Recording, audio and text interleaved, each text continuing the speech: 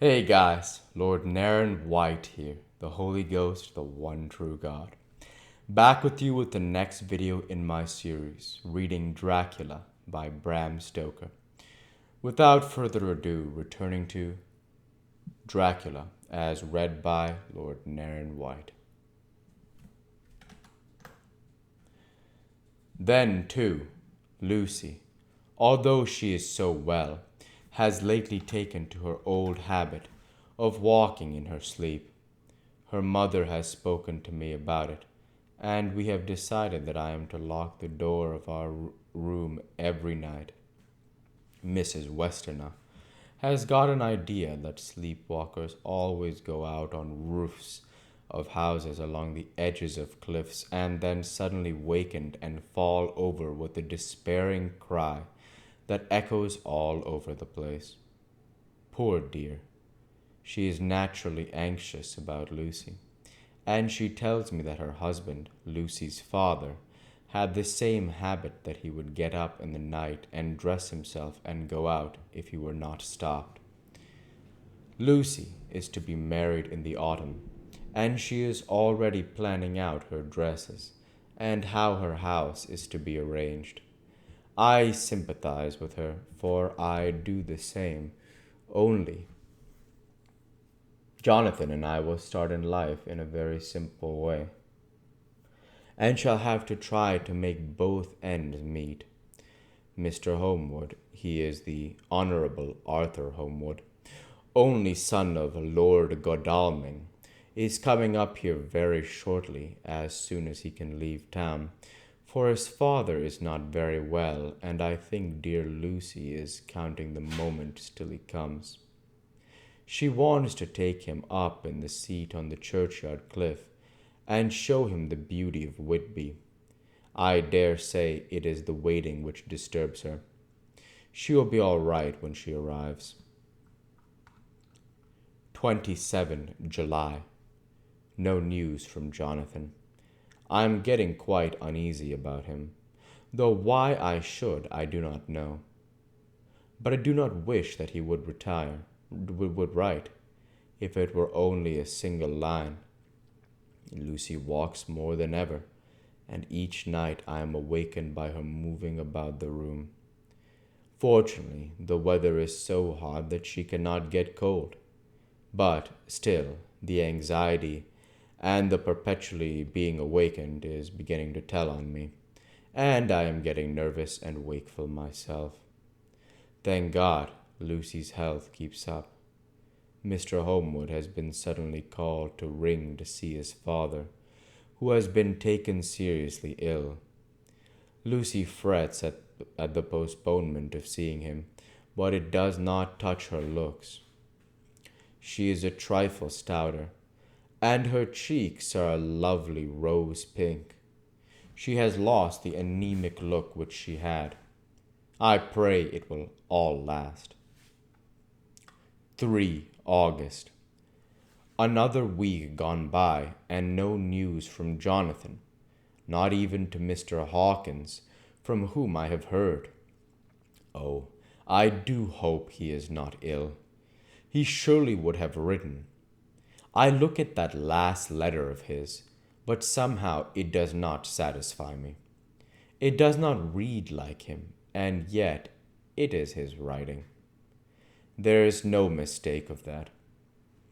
Lucy has not walked much in her sleep there last week, but there is an odd concentration about her which I do not understand. Even in her sleep she seems to be watching me.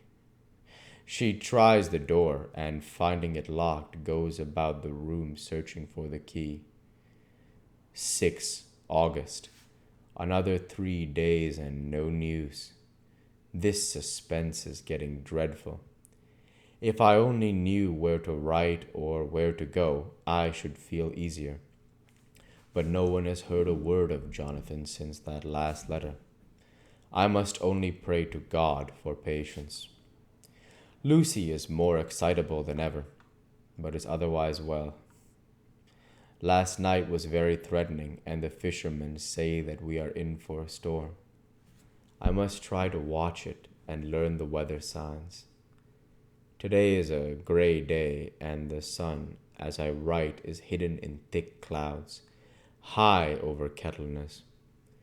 Everything is gray except the green grass, which seems like emerald amongst it.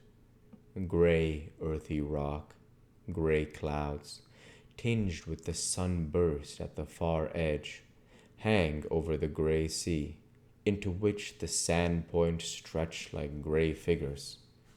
The sea is tumbling in over the shallows, and the sandy flats with a roar, muffled in the sea mists drifting inland. The horizon is lost in a gray mist. All vastness, the clouds are piled up like giant rocks, and there is a brool over the sea that sounds like some passage of doom. Dark figures are on the beach here and there, sometimes half shrouded in the mist, and seem men like trees walking. The fishing boats are racing for home, and rise and dip in the ground swell as they sweep into the harbor, bending to the scuppers. Here comes old Mr. Swales. He is making straight for me, and I can see, by the way he lifts his hat, that he wants to talk. I have been quite touched by the change in the poor old man. When he sat down beside me, he said in a very gentle way, "I want to say something to you, miss." I could see that he was not at ease, so I took his poor old wrinkled hand in mine and asked him to speak fully. So he said, leaving his hand in mine, "I'm afraid, my dearie, that I must have shocked you by all the wicked things I've been saying about the dead, and such like, for weeks past, but I didn't mean them, and I want ye to remember that when I'm gone, we are folks that be daffled, and with one foot abaft the crook hole, don't altogether like to think of it, and we don't want to feel scarf of it, and that's why I've took to making light of it, so that I'd cheer up my own heart a bit.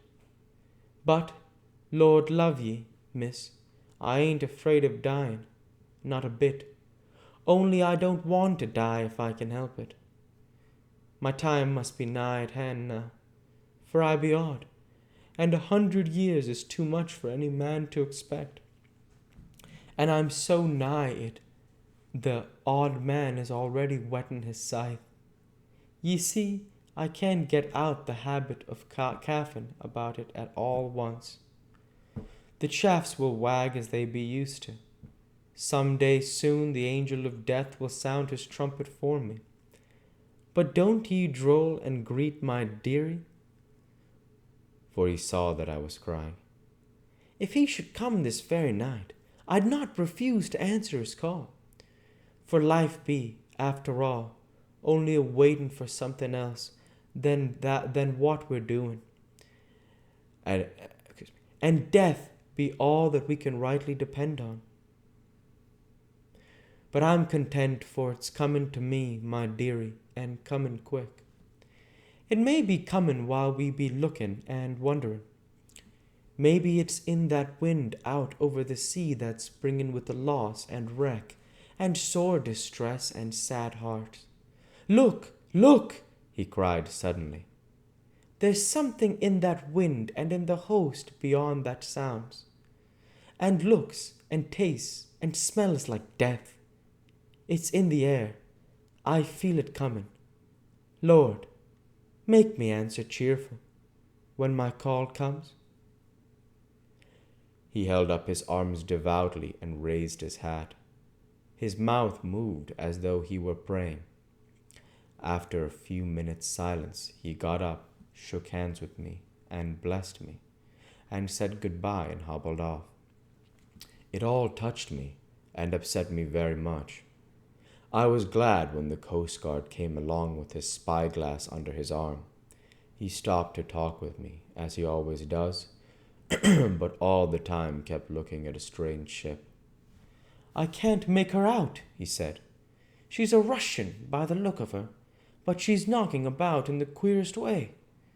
She doesn't know her mind a bit. She seems to see the storm coming, but can't decide whether to run up north in the open or to put in here. Look there again!